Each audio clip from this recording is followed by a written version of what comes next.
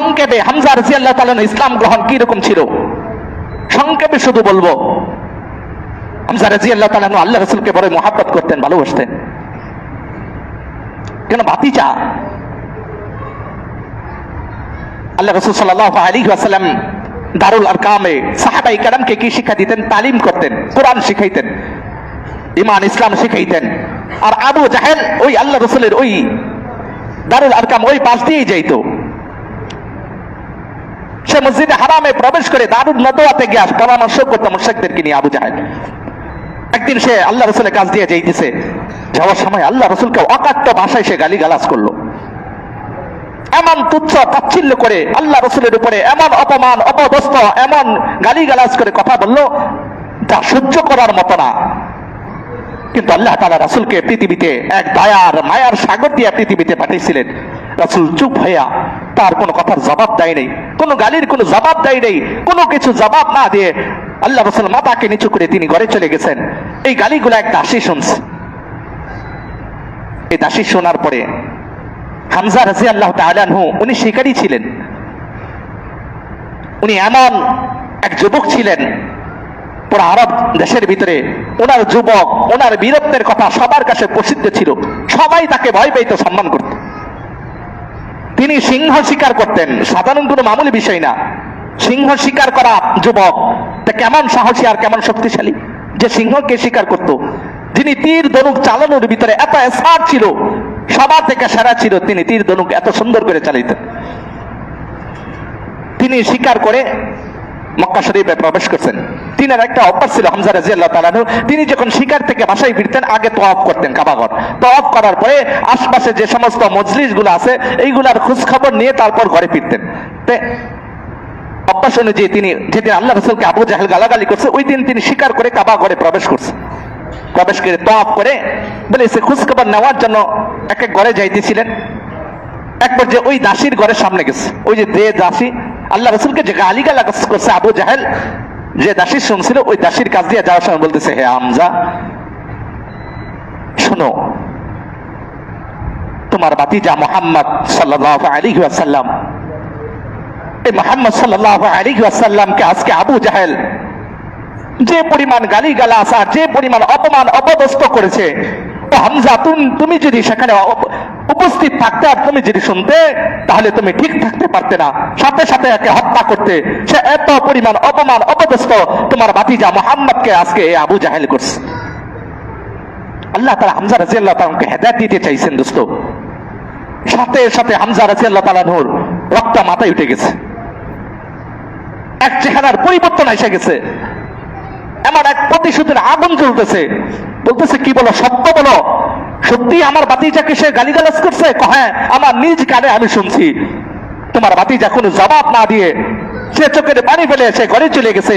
কিন্তু আবু জাহেল এত পরিমাণ গালিগালাজ করছে তোমার ভাতিজাকে, আর কোনো কথা নাই।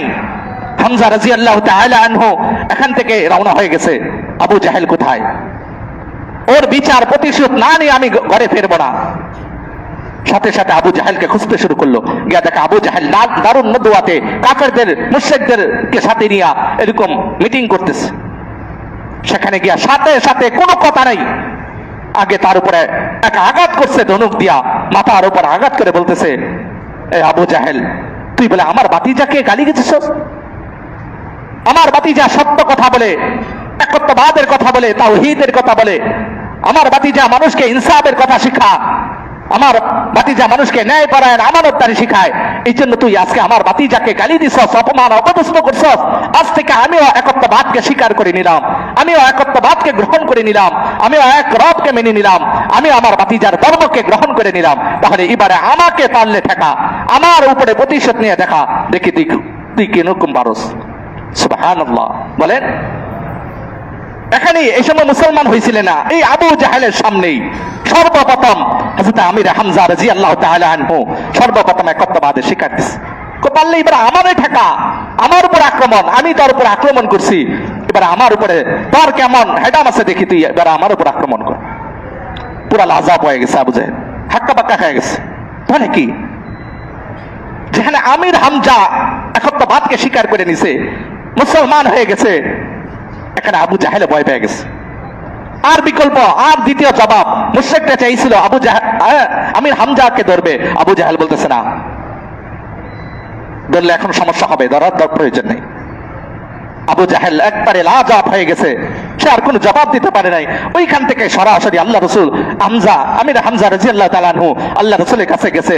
আল্লাহ রসুল সাল্লাল্লাহু আলাইহি ওয়াসাল্লামকে বলতেছে, ও আমার ভাতিজা, হে মুহাম্মদ সাল্লাল্লাহু আলাইহি ওয়াসাল্লাম, এতদিন তো আমি তোমাকে সাহায্য করতাম, তুমি আমার ভাতিজা, তোমার সাথে আমার আত্মীয়তা সম্পর্ক, এই জন্য আমি তোমাকে সাহায্য করতাম। হে মুহাম্মদ শুনো, আজকে থেকে আমি তোমাকে সাহায্য করব, আজকে থেকে তোমার উপরে আমি সাহায্যের হাত, আমার হাত সবসময় তোমার উপরে থাকবে, একমাত্র ঈমানের জন্য, দ্বীনের জন্য, আল্লাহর জন্য, একত্ববাদের জন্য।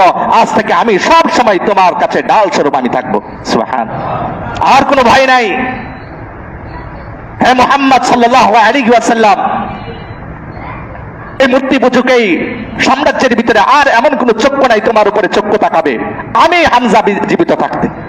আজ থেকে আমি তোমার জন্য শুধু আত্মীয়তার বন্ধন না, এখন ঈমানের বন্ধন, এখন তাওহীদের বন্ধন তোমার সাথে আমার। আমি ইসলামকে গ্রহণ করে নিছি, একত্ববাদকে স্বীকার করে নিছি।